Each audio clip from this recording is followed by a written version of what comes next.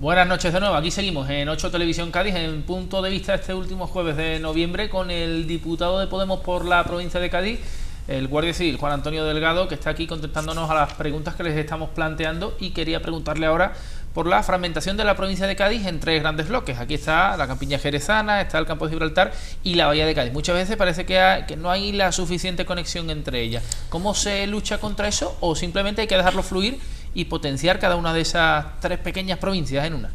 Bueno, eso no es el mal de la provincia, es decir, eso te vas a Barcelona, te vas a Madrid, siempre están los localismos, los que, en fin, el Betis y el Sevilla, lo podemos trasladar al símil, ¿no?, futbolístico, es decir, que en todos los sitios siempre hay sus cositas. Yo creo que eso no tiene por qué ser un freno, ¿no? Yo creo que eso es una riqueza, todo lo contrario, ¿no? Esas tres mini provincias, como se quiera decir, ¿no? Yo creo que si hay una buena coordinación, yo creo que no tiene por qué ser ningún freno para el desarrollo de la provincia, sino todo lo contrario, porque además la realidad de la provincia es esa. Lo que no se puede hacer es tener ciudadanos de primera y de segunda, ¿no? Por ejemplo, en la sanidad, hace poco hemos perdido el único helicóptero que teníamos del 061, que eso era muy importante para la Janda y para la Sierra. Bueno, pues al final ellos no tienen los mismos recursos que tenemos nosotros, que tenemos hospitales más cerca, aunque es verdad que el hospital de Puerta del Mar también tiene su problemática, por ejemplo, y estamos esperando de que se iba a poner en marcha el hospital no sé cuántos años hace ya, ¿no? Y todavía no se ha puesto la primera piedra, o se ha puesto la primera piedra, pero no sabemos cuándo se va a finalizar, ¿no? El hospital de la Janda, por ejemplo, la línea. Entonces, lo que es importante es que no haya ciudadanos de primera y de segunda, que los servicios lleguen hasta el último pueblo de la Sierra, hasta el último pueblo de Algeciras, Jerez, de todo, ¿no? Eso es importante, pero el que haya esa riqueza cultural, que uno se sienta más de la sierra. Bueno, los de Cádiz nos encanta ya comer la sierra, pues se come muy bien, hay muy buena gente, y los de la sierra, pues bueno, pues se vienen también a la zona de la bahía para echar el día, o te vas a Barbate, en fin, yo creo que eso es una riqueza cultural, pero que no tiene que ser un freno para que haya, pues esos ciudadanos de primera, que sus carreteras estén peores, que en fin, todas esas cuestiones, ¿no? Aludía, cuando le preguntaba por el desarrollo de la provincia, a que muchas empresas para instalarse reclaman infraestructuras. ¿Cómo se trae una empresa para que se instale en la provincia de Cádiz? ¿Cómo se hace eso? ¿Le dejan impuestos algo más laxos? ¿Cómo se hace? Bueno, pues lo primero que pide una empresa es tener recursos, tener espacio, eso lo tenemos, tener infraestructura, que en eso tenemos una deuda, y a partir de ahí, bueno, pues se puede hacer excepciones fiscales, o se puede hacer de muchas maneras, pero desde luego, si la empresa quiere venir, desde luego hay que ponerle todas las facilidades. Es decir, lo que no podemos hacer es como se hizo, por ejemplo, con Delphi, que se le da un dinero, una pasta de todos los andaluces, si me permite la expresión, y después se vaya, ¿no? Es decir, hay que tener también mucho cuidado con qué tipo de empresa, si viene para quedarse, porque al final no puedes estar dándole dinero, subvencionando a las empresas para que en 5 años se vayan y tú te has gastado un dinero, ¿no? Es decir, hay que hacer una política un poco más seria en ese aspecto, ¿no? Dice la Junta de Andalucía y el Gobierno Central que van a convocar antes de final de año el Consejo Rector de las Aletas. La idea es trabajar en el proyecto que ya existía de nudo logístico. Sin embargo, el Ayuntamiento de Puerto Real, al menos el alcalde Antonio Romero, porque es verdad que el pleno del Ayuntamiento de Puerto Real dijo que creía en el proyecto de siempre, pero el alcalde Antonio Romero ha apoyado una alternativa que han presentado también grupos ecologistas para las Aletas, para hacer un proyecto, ellos dicen, más sostenible, más verde, más ligado al territorio y con menos idea de hacer nudo logístico allí en las Aletas. ¿Qué le parece a Podemos? ¿Cuál es la propuesta que apoya?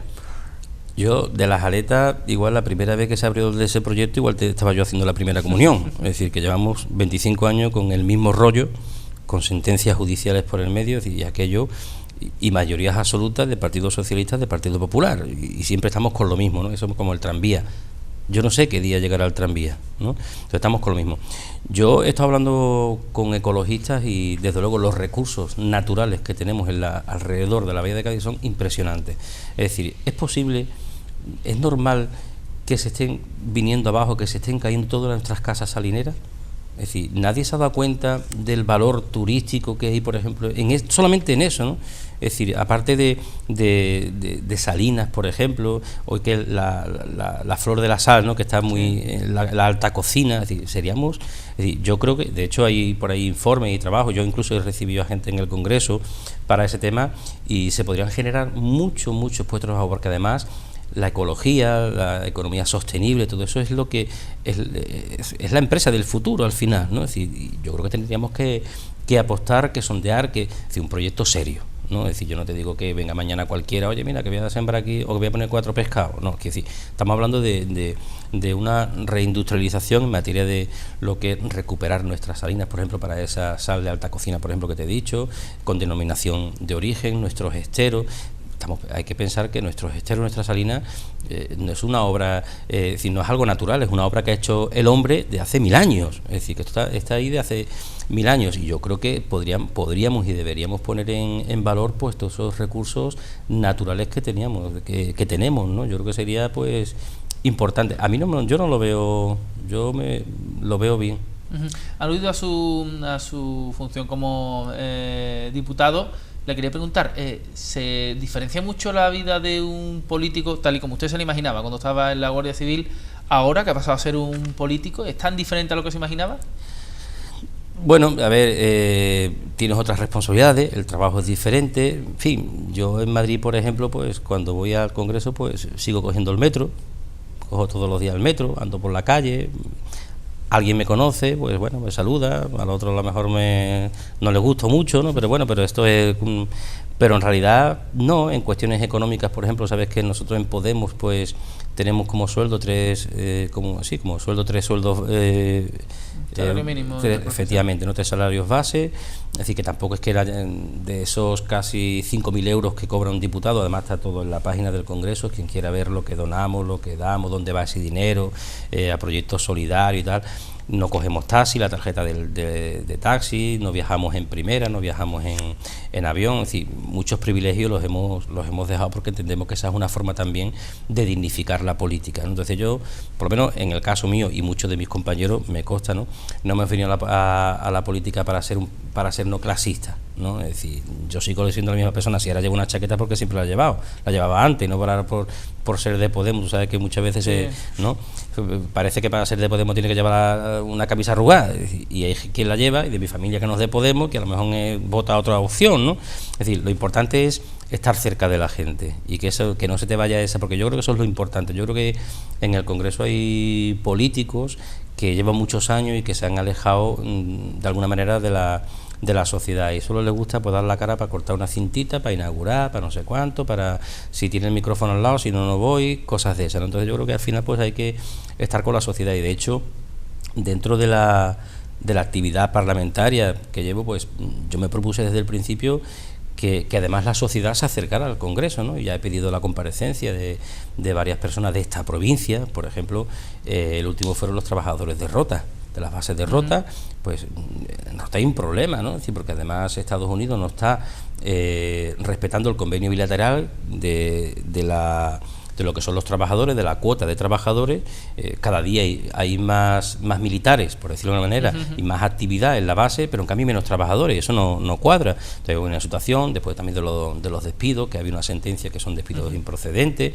Bueno, pues yo quería que los sindicatos de la base estuvieran allí en el Congreso y nos contaran ellos, que son los que están viviéndolo, trabajando y currándoselo, porque nos contaron y fueron allí. El tema de Barbate, bueno, pues también, es decir, Barbate tiene un problema, lo que decíamos antes de infraestructura. Es decir, Barbate, el 80% de su término lo tiene un parque natural y la Sierra del Retín. Es decir, ¿cómo puede crecer ese pueblo? ¿Cómo puede tener infraestructura? Bueno, pues el Retín, Defensa tiene que de alguna manera colaborar con ese pueblo para que se pueda desarrollar de otra manera, ¿no? Y bueno, pues hace poco llevamos una iniciativa, después el PSOE corriendo llevó otra, que como yo decía yo al del PSOE, habéis tenido 5 ministros de Defensa y nunca os habéis acordado de Barbate, y ahora van a dar de rueda de prensa a Barbate desde que se han enterado que yo estoy sensibilizado con ese tema. Bienvenido sea, ¿no?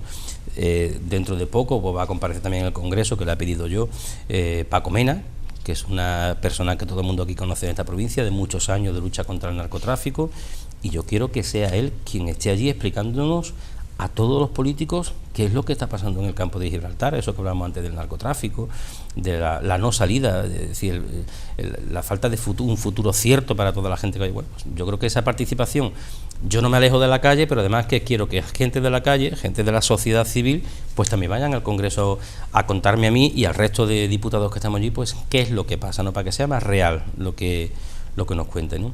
He hablado del Retín. ¿Cree que Defensa tiene demasiados espacios en la provincia de Cádiz? Creo que tiene... la cuestión no se tiene mucho, la cuestión es si lo tienen infrautilizados, utilizados, si los necesitan. Claro que tiene mucho, es decir, mira, en la isla en Tarifa, ¿cómo se llama? La isla de las Palomas, ¿no? Sí. Es de Defensa. Y Defensa allí no tiene absolutamente nada. ¿Por qué tiene esa propiedad? Si no lo necesita. Es decir, la Carraca, yo que soy de San Fernando, pues igual el 70, el 80% de la Carraca está inutilizado. Es decir, no se utiliza. La Carraca no era el cuartel de hace 40 años que por la calle Real veía uno pues todo el mundo vestido de militar. No lo utiliza. Entonces, yo no soy partidario de hacer una desamortización de Mendizábal. Yo lo que entiendo es que lo que Defensa no necesite, pues que lo ceda pues a través de protocolos con un ayuntamiento, incluso con una cifra económica. Así tampoco estoy hablando de regalar y tal, porque bueno, pues Defensa también necesita recursos para modernizar el ejército, las Fuerzas Armadas, pero en todo caso lo que no necesite pues lo tiene que dar para otros usos, ¿no? Imagínate lo que podríamos hacer en San Fernando con todos los cuarteles que hay, o todo el espacio que hay, pues que no se utiliza de Defensa, ¿no? Para dar salida pues a esta provincia, en Barbate, en Rota, en San Fernando, en fin, en muchos espacios que podrían servir para hacer universidades, para atraer empresas, para muchas cosas, para tener el Museo del Carnaval, para tener el Museo de Camarón de la Isla, ¿no? Cosas de esas, ¿no? Otro de los problemas que me aludía de la sociedad civil que ha ido al Congreso de los Diputados son los trabajadores de la base de Rota y de la proporción de trabajadores españoles y de militares estadounidenses que debe haber en la base según el estatuto que se firmó entre los dos países. ¿Por dónde pasa esa solución? Pues esa solución pasa porque el señor Rajoy, cuando vaya a ver a Trump, como ya ha hecho, ¿no? O la ministra de Defensa, no vaya allí en plan servilismo. Se pasa por decirle a los Estados Unidos, mira, aquí hay un convenio que vosotros no estáis respetando y que lo tienen que respetar. La solución pasa pues porque la cuota se respete. Si se respeta esa cuota, que por cierto hace poco también hice una pregunta parlamentaria si se estaba respetando esa cuota, el gobierno dijo que sí y se ha descubierto que han mentido porque los propios sindicatos tienen datos de los trabajadores que hay y los trabajadores y lo que faltarían, digamos, para que esa cuota se estuviese respetando. Es decir, el gobierno lo que hace es mentir, en vez de decir, bueno, pues mira, pues sí, vamos a intentar unas negociaciones. Entonces lo que no podemos ser es serviles de los americanos, ¿no? Aquí tenéis una base, vale, hay un acuerdo bilateral, o que sea, pero tenéis que respetarlo. Entonces no se está haciendo y el gobierno, en vez de exigirle al gobierno de los Estados Unidos que cumpla ese convenio, lo que está haciendo es mentir en las respuestas parlamentarias, ¿no? Usted que es de San Fernando, ahí hay unos astilleros de Navantia que ahora mismo están en aproximadamente un 70% de su actividad, una plantilla que está también muy nerviosa porque en marzo entrega el buque de acción marítima Audaz y ya no tiene horizonte de carga de trabajo. Están esperando, y más que esperando, el contrato de las corbetas con Arabia Saudí, pero no llega a carga de trabajo, tampoco se empieza a negociar el plan industrial. ¿Qué plan tendría Podemos para Navantia si llegara al gobierno? Fíjate, te decía al principio que hay que analizar de dónde venimos, ¿no? En los años 80, en los años 90, en San Fernando, solo en San Fernando, había 5.000 trabajadores. 5.000. Hoy no llegan a 1.000. Es decir, ahí ha habido una gestión. Es decir, ¿quién se ha cargado, no? El principal problema, según los sindicatos que tiene Navantia, son el rejuvenecimiento de la plantilla, la formación y la diversificación y la formación. Y en eso no se está haciendo nada. Es decir, rejuvenecer la plantilla, bueno, pues un plan de reindustrialización que pasaría por esas cuestiones, ¿no? Hablamos de las corbetas de Arabia Saudí. ¿Usted sabe desde qué año se lleva hablando de eso? 2015. No, de mucho antes. De que venían las corbetas, 2015, estamos en 2017. Bueno, pues desde mucho antes. ¿Usted ha visto los contratos? ¿Usted ha visto? Es que al final aquí, y además el tema de las corbetas es un tema que no soluciona a largo plazo el futuro de la industria. Es decir, está bien que vengan barcos, pero es decir, hay que buscar una solución de futuro. Es decir, tenemos grandes profesionales, astilleros, por ejemplo, como el militar de San Fernando, el resto de astilleros muy profesionales, con en fin, buenos, ¿no? En lo que es en el mercado, en el panorama internacional. Pero hay que buscar, es decir, si al final tenemos esa plantilla sin rejuvenecer, planes de formación, diversificación, muchas cuestiones. Es decir, los astilleros, pues a lo mejor no hay que dedicarse solo a hacer barcos, a lo mejor con el tema, por ejemplo, de ¿cómo se llama esto? Se me ha ido... Las plataformas eólicas. Efectivamente, por ejemplo, ¿no? Es decir, ¿por qué no podemos hacer eso ahí en los astilleros? Es decir, hay que buscar soluciones y la respuesta nuestra pues pasa por eso, ¿no? Por una verdadera reindustrialización que no sea la que hizo Felipe González, que se cargó los astilleros de Cádiz cuando entramos en la Unión Europea, que no sea la que ha hecho el Partido Popular, que no ha hecho ninguna, que el otro día decía, bueno, es que hemos facturado, que está muy bien lo que facturemos, pero ese dinero ¿quién se lo lleva? A mí me habla de puestos de trabajo. ¿Cuántos puestos de trabajo se han creado en la provincia de Cádiz, en los astilleros me refiero, ¿no? Desde que está el PSOE, es que ninguno. ¿Qué estamos hablando? ¿De trabajo temporal, precario, de que se cobran menos? No, mire usted, hábleme de un plan de futuro real, ¿no? Y efectivo, ¿no? Ustedes, las propuestas de Podemos, si llegar al gobierno, son muy costosas. Si llegaran al gobierno, efectivamente, quizás tendrían que elegir entre algunas, por eso de las prioridades. Las prioridades en la provincia de Cádiz, si tuviera que elegir dos, una prioridad en la provincia de Cádiz Podemos, ¿cuál sería lo prioritario? La apuesta por el empleo.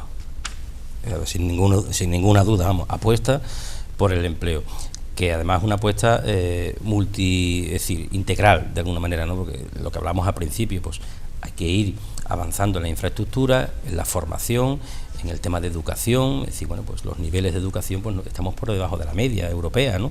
Pero apuesta por empleo, es decir, sin ninguna duda, cuando la gente tiene empleo, pues al final eso genera riqueza para todo el mundo de forma como sociedad, ¿no? Es decir, todo el mundo puede pagar más impuestos, tenemos más dinero, podemos hacer más carreteras, podemos hacer más cuestiones y bueno, algunas son muy costosas, pero fíjate, yo me acuerdo cuando nos decían que estábamos locos con aquello de la renta mínima garantizada, pues ya hay algunos grupos que nos las están copiando, ya se debate en el Congreso, ya incluso algunos dicen que la propuesta es suya, es decir, dinero hay, lo que no podemos hacer que una empresa, las del IBEX 35, pues prácticamente no den nada pues al conjunto del Estado, un 1%, alguna, otra ni siquiera eso, y los medianos y pequeños empresarios pues los tengamos hasta aquí, o hasta aquí, ¿no? de pagar, ¿no? Es decir, al final se trata de modificar esa riqueza, ¿no? de equilibrar esa riqueza, que los que tengan más pues tienen que contribuir como mínimo lo mismo,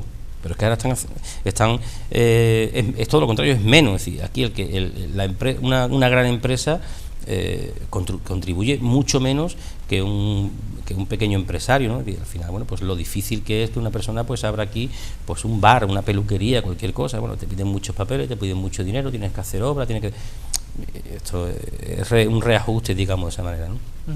En Cádiz, y entramos ya en política municipal, más pegada al terreno, se decidió días atrás cambiar el nombre de la avenida Ramón de Carranza por el nombre de 4 de diciembre de 1977, así se ha detallado finalmente.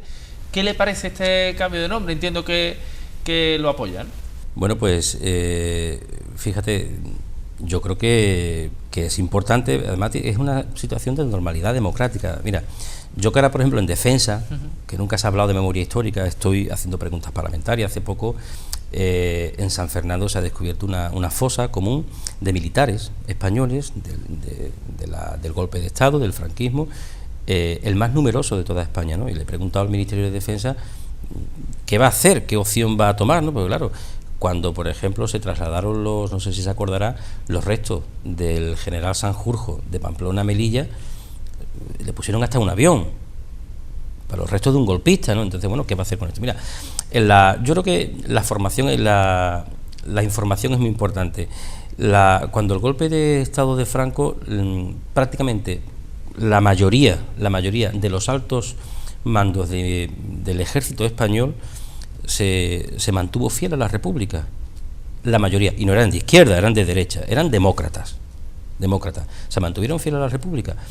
Muchísimos fueron fusilados, te estoy hablando de generales, de coroneles de la Guardia Civil, fueron fusilados.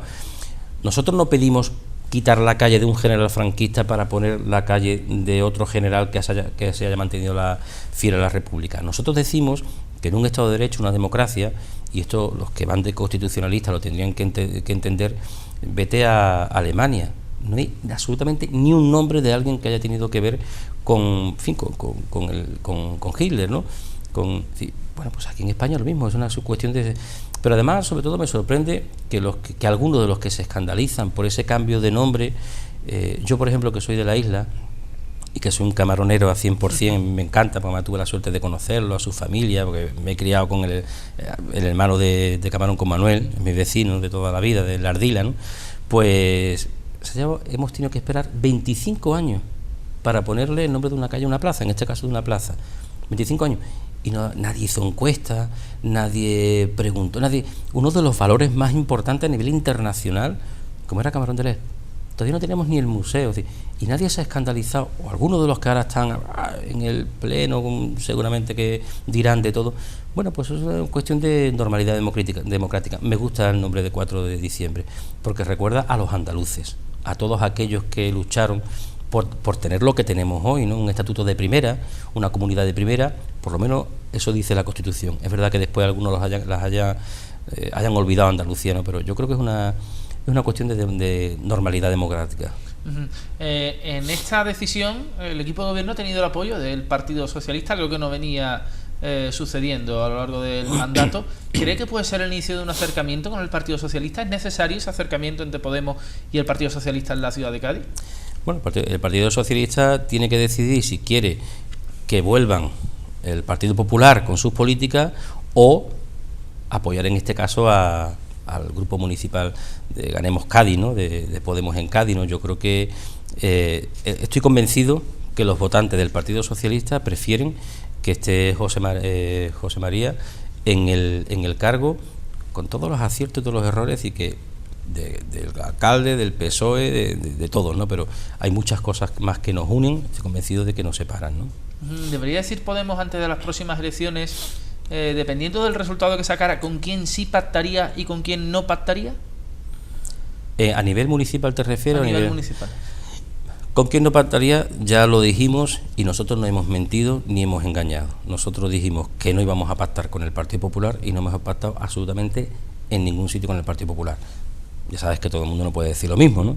El no es no, el señor Rivera pues tampoco iba a apoyar a Rajoy, y ya ha apoyado hasta su presupuesto, y este presupuesto parece que incluso también los va a apoyar, ¿no? Entonces, sabemos con quién no vamos a estar nunca. ¿Con quiénes podemos estar? Bueno, pues quien haya cuando no se tiene una mayoría suficiente para gobernar, bueno, pues hay que llegar a acuerdo, ¿no? Pero sobre todo sabemos con quién no. Eso lo tenemos clarísimo y lo hemos practicado. La decisión de Podemos que más le ha seducido en los últimos tiempos, le pregunto por ella, una decisión política de Podemos que le haya satisfecho.